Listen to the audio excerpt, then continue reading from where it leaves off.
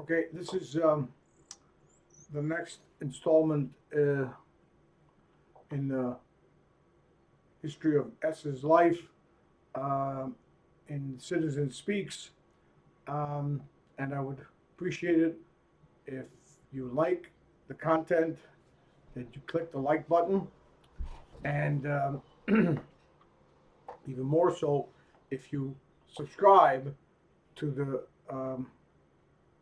site. That would encourage me to continue doing this. So let's start with the next section.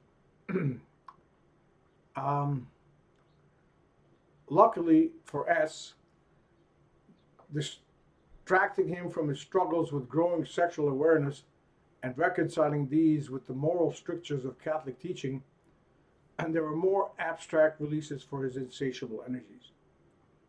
The Pious Fathers, probably at the urging of Father B, who followed the pedagogical principles the order espoused in its long history of teaching excellence, provided the opportunity for the boys to study Hungarian history. Was one of those who found this interesting and applied himself to the reading and the lectures of a man who had volunteered to teach the boys. The once a week hour was brief, but the notes the man had compiled were extensive, and he gave the boys the opportunity to record the many names and dates um, and events in the country's more than 1,000 year history. He related the stories with enough color and detail to attract Esther's attention, which had been whetted and trained by his extensive reading of history, though mostly in its literary form. These included many of the novels of Maurice or Mór Jókai, a prolific 19th century novelist in Alexander Dumas' vein. Though his literary accomplishments were questioned just as those of Dumas had been in his time, Jókai had provided his historical facts, some accurate, some embellished by fantasy. S had read his most famous novels like Stoneheart's Sons, about the life of a family during the 1848 upheaval of Hungary's revolution against the Habsburgs. Jókai had teased the boy's interest in history, which had been fueled by the many family stories from his childhood and the outsized memory of his famous historian great grandfather. Besides nurturing the boy's interest uh, in this direction, the fathers also encouraged the study of Hungarian poetry and folk music. Father B was known to have learned many folk songs, more folk songs than anyone in the order, and he was willing to sing some of this large repertoire on the few occasions when he was together with the boys in Derby.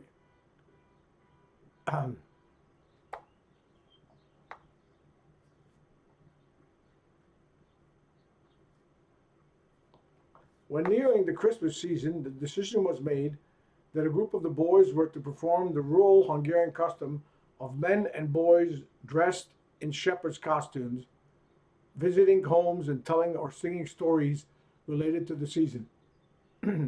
S was chosen to translate the Hungarian text into English and act as the interpreter at the homes they visited. This became his earliest foray into translation, a skill he developed and used extensively in later years. His need to express his thoughts and feelings in writing, rooted in his habit of reading the books his parents and grandparents gave him, started at the Derby Boys' Home. When he was finished with his easily done homework in the hours of study required by the prefects, he often turned to reading the Hungarian literature grandmother Paula sent him. The prefect, just like the teachers in school, tried to discourage him, believing that the reading distracted him from his studies. Their simplistic objections disregarded the reality that the boy completed his often simple assignments more quickly than many of the others. In the parochial school, the nuns suspected the books he read because they were in Hungarian. Once he was caught reading Dickens's Great Expectations, and the nun thought it was some prescribed book, teaching him subversive ideas, or more simply, something about sex. the subject she assumed of greatest interest for a 12-year-old boy. When she was shown the author's name on the book cover, she still insisted on preventing the boy from reading it. Her rationale was something like, "You should be learning what we are teaching and not distracting yourself with irrelevant literature." Although she probably said it using a simpler formula. As with similar disciplinary methods of the prefects at the boys' home, he learned how to circumvent them. His apparent unwillingness to submit to such strictures earned him the reputation of a recalcitrant rebel. An exciting event in 1958, the first year of his stay in Derby, was the visit of his family on Thanksgiving. They arrived the evening before the holiday with a lake-effect snowstorm so typical of the southeastern coastal Lake Erie. It dumped well over a foot of snow on the region and added to a harrowing trip for his family in their '49 Plymouth, which spun around on one of the snow and ice-covered roads they had to traverse to reach Derby.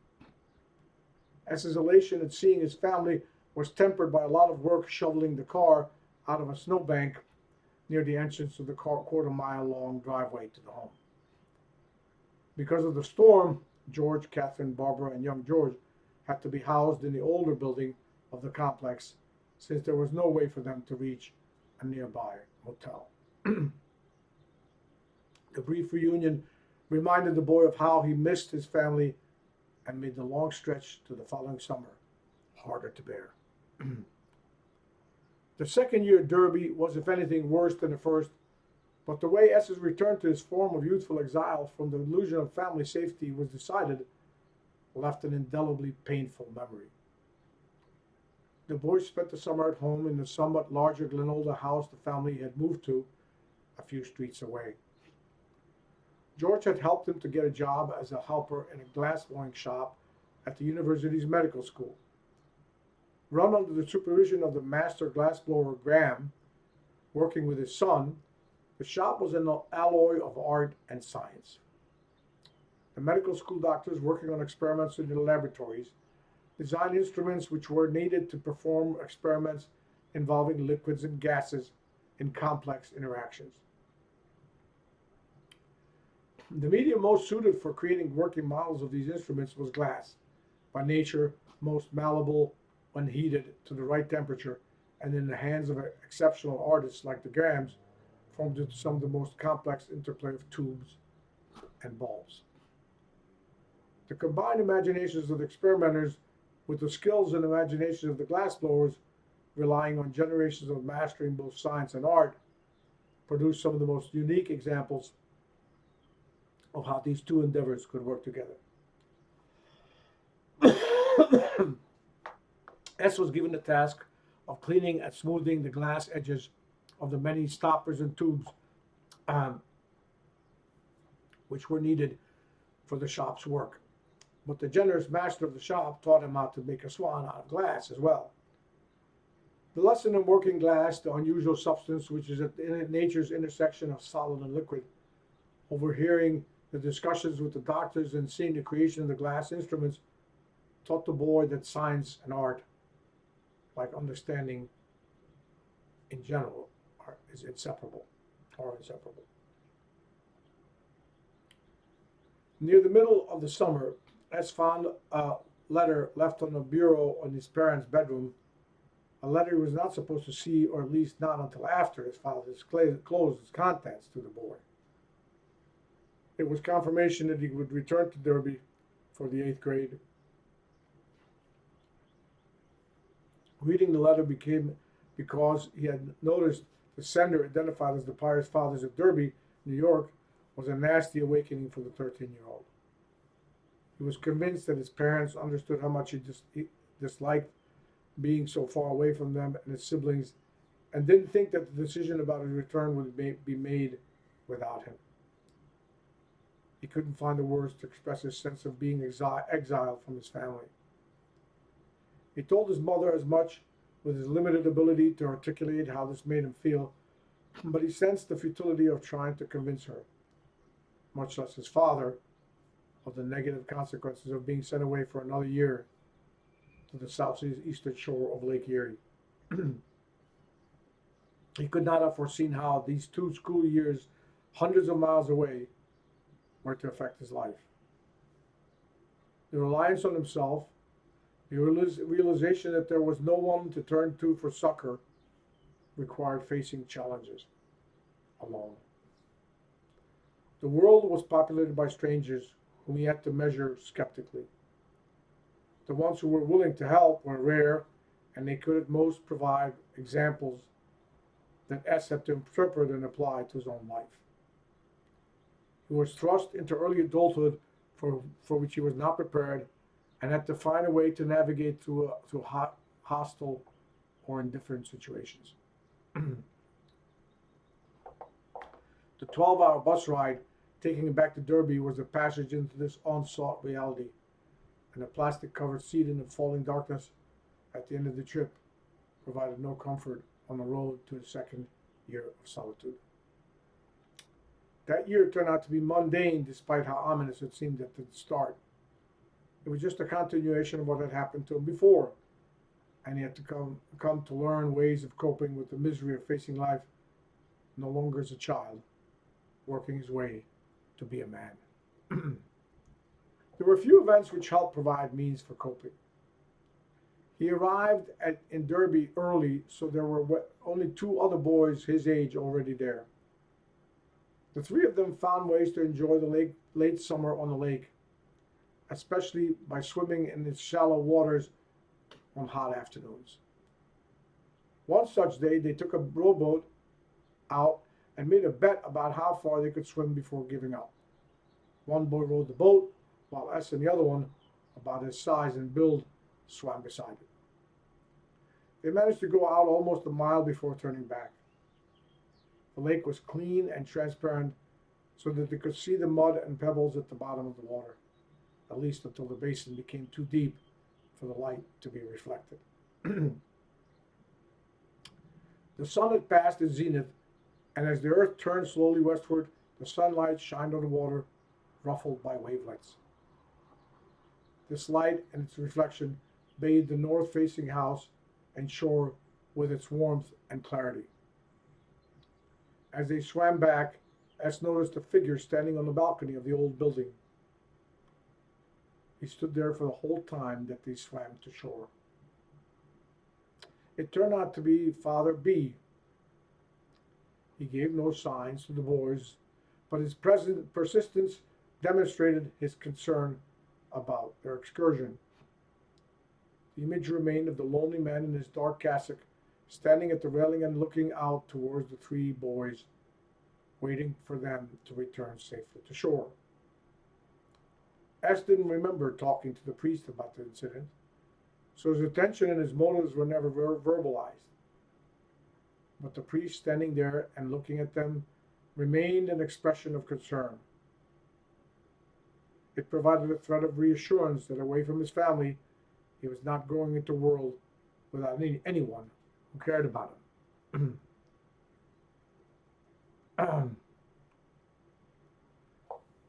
Though the 2-year experience was filled with maturing into the loneliness that is a man's destiny, unbeknownst to the 12 and the 13-year-old boy, he was luckier than many others, including his fellows at home in Derby. The negative experiences were counterbalanced with ones that only many years later proved to be ways of strengthening his spirit. One of these was his encounter with Adam S. The boy, slim, walnut brown haired, with a big head like S and thoughtful gray eyes, was a year older.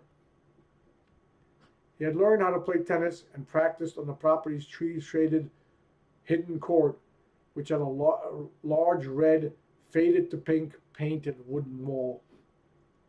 S liked to go there and play with Adam, who was much better at the game, so had no trouble winning. They became friendly based on their preference for the sport, requiring individual effort. Though S also played soccer with the other boys, he tended to prefer tennis since it required less group adjustment.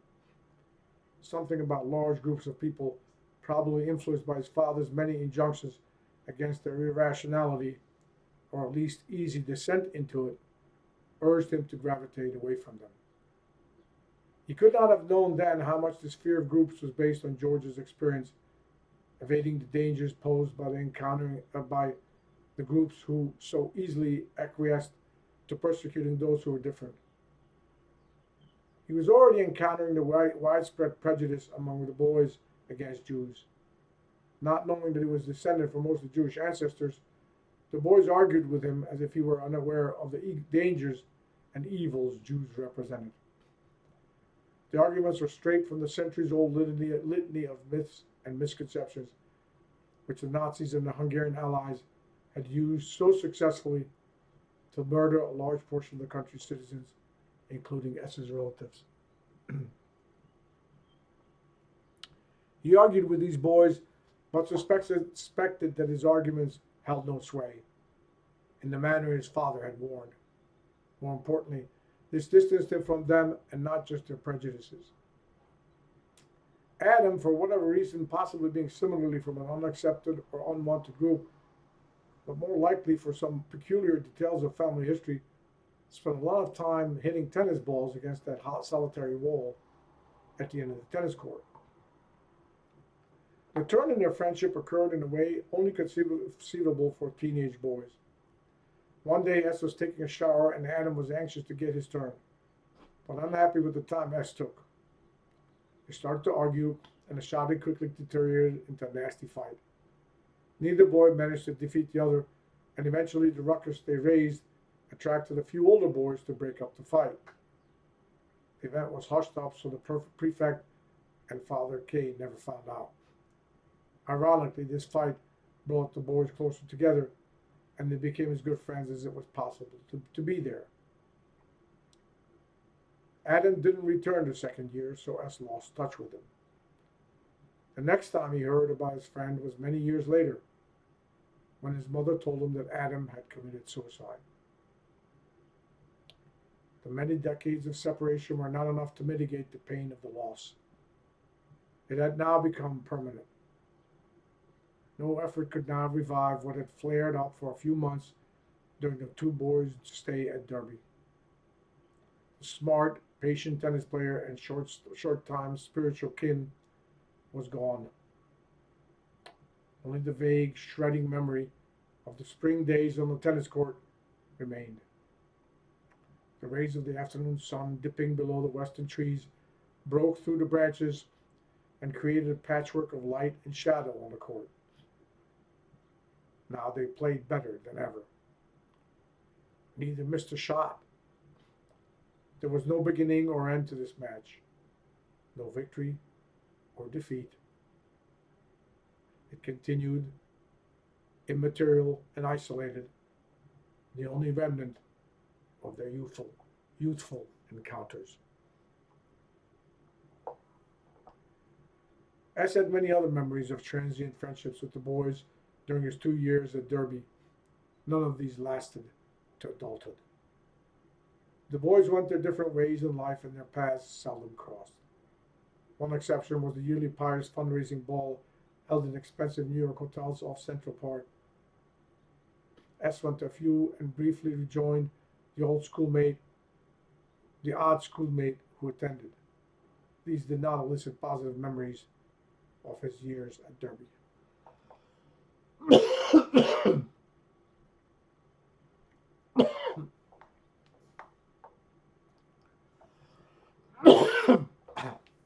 Sorry.